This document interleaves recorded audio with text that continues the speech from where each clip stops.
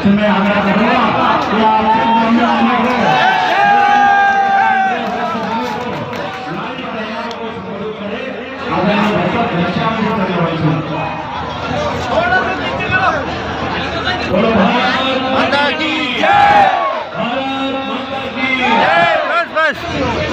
सभी लाडली बहनें, मेरी माता जी, प्यारी बच्चियों, बुजुर्ग साथी, युवा, सभी इस ग्राम के उपस्थित ग्रामीण बंधु सभी को चरणबद्ध करते हुए अपनी बात की शुरुआत करता हूँ।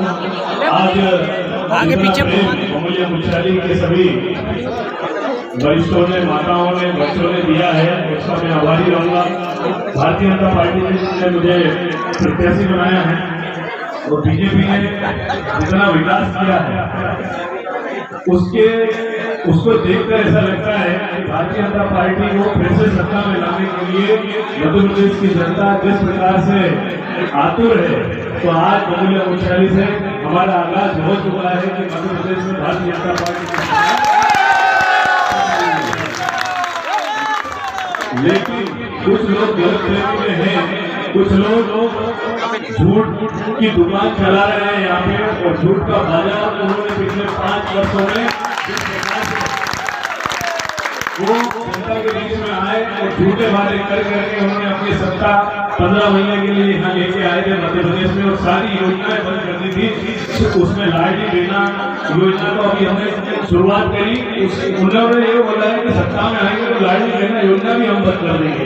इस प्रकार के कांग्रेसी जो है इन लोगों से बचने की आवश्यकता है, और सभी माताएं बहनें भी समझ चुकी है कि किसको वोट देना है। हम पूछते हैं, उससे पहले ही वो बोलते हैं कि हम मामा को वोट देंगे, लेकिन माताओं बहनों पे कोई शंका नहीं है। पुरुष वर्ग थोड़ा सा समझ जाना कि आपसी विद्वेष नहीं हो, आपसी तालमेल हमारा बना रहे, बात बात पे हम वोट नहीं जाए, हम सिर्फ विकास को वोट दें। भारतीय जनता पार्टी ऐसी पार्टी है जिसने विकास भी किया है, और धर्म के नाम पर भी उसने 8 लाख ऐसे देश के अंदर मंदिर है जिनका अतिक्रमण मुक्त कराया है। धर्म संस्कृति की रक्षा भी करते हैं। जिसने भगवान राम का मंदिर बनाया, ऐसी कौन सी पार्टी है? ऐसी कौन सी पार्टी है जिसने ये कहा कि इस दुनिया में राम ही है ही नहीं? कौन सी पार्टी है जिसने सुप्रीम कोर्ट में 24 वकील खड़े कर दिए कि इस दुनिया में राम ही नहीं है? आप बताओ, आप सब हिंदू धर्म के लोग हैं, सनातन धर्म के लोग हैं, क्या राम नहीं है क्या? तो कांग्रेस पार्टी ये कहती है कि राम काल्पनिक है, राम है ही नहीं दुनिया में, इसलिए ऐसी पार्टी को माताओं बहनों चुनना नहीं है। इन्होंने सिर्फ 2014 के बाद अगरबत्ती लगाना शुरू करी है, जो राम को तो मानते ही नहीं थे, लेकिन अब वोट के लिए अगरबत्ती लगाना शुरू कर दी उन्होंने, लंबे तिलक लगाना शुरू कर दिए, कथा कहानी शुरू कर दी है। इसलिए माताएं बहनें चिंता करना है आपको कि वोट डालते समय किस पार्टी को देना है। मैं विकास के नाम पे वोट मांग रहे हैं, लेकिन धर्म और संस्कृति की रक्षा करने की जिम्मेदारी आपकी है, इनकी है, माताओं बहनों की है।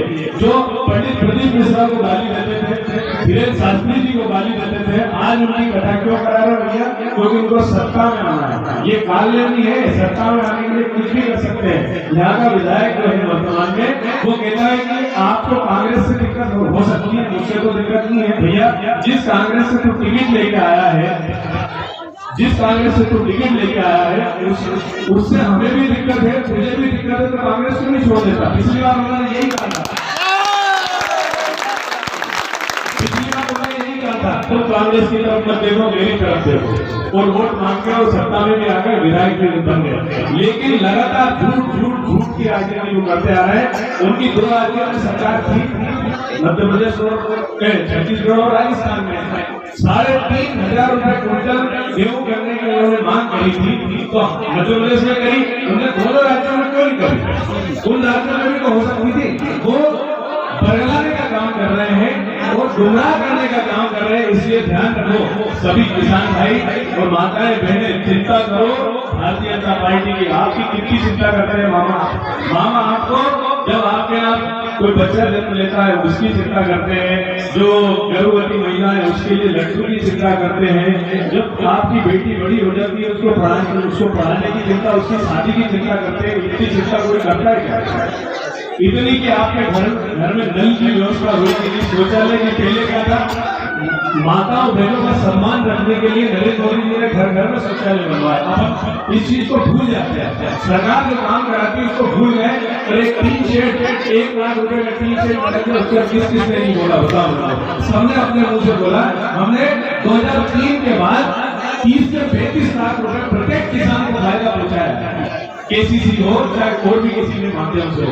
आप सभी भगवान के सामने बैठ के स्मरण करना कि आपको कितना फायदा भारतीय जनता पार्टी ने पहुंचाया। आप स्मरण करेंगे तो पता चलेगा कि एक परिवार को कम से कम 40 लाख से कम का फायदा पहुंचाया बीजेपी ने, लेकिन हम भूल जाते हैं सारी योजना। इसलिए जोर से बोलना है कि मेरे खाते में सम्मान निधि का पैसा आ गया है, जोर से चिल्ला के बोलना पड़ेगा। किस चीज के खाते में आया भाई?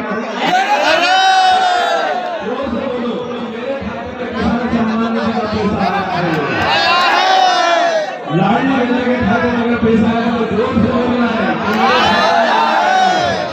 अगर किसी का प्रधानमंत्री आवास योजना के तहत मकान बना है तो उसको जोर मकान बना है। ये सारी चीजें हमें जोर जोर से बोलनी पड़ेगी, जब जाके इन कांग्रेसियों के कान में आवाज जाएगी कि हाँ बीजेपी काम कर रही है। ये वो कांग्रेसी है जो कहते थे, हम नारा लगाते थे राम राम हम आएंगे और मंदिर बनाएंगे, लेकिन ये कांग्रेसी कहते थे भला की तारीख नहीं बताएंगे। अब उन कांग्रेसियों को मैं बता रहा हूँ तारीख बता दो, कितनी तारीख है? 22 जनवरी।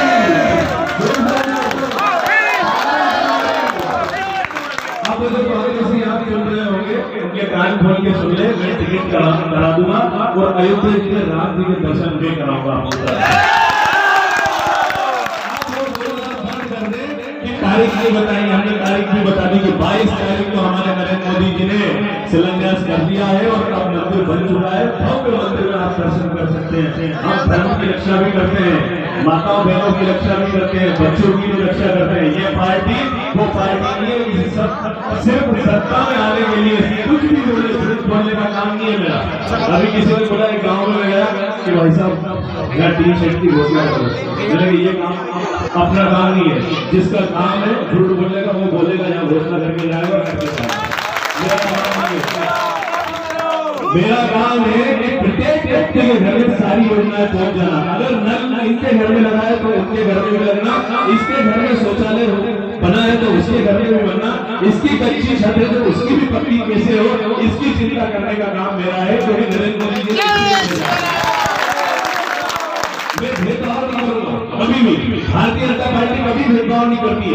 मैं आज हूँ कल नहीं रहूंगा, लेकिन बीजेपी हमेशा रहना चाहिए। भाइयों ध्यान रखना, ये भारतीय जनता पार्टी को तोड़ने के लिए 25-26 पार्टियां एक हो गई हैं। इन्होंने एक कर लिया पूरा। ये कोई बीजेपी को तोड़ने का नहीं है, हमारी संस्कृति धर्म भ्रष्ट करने का काम है।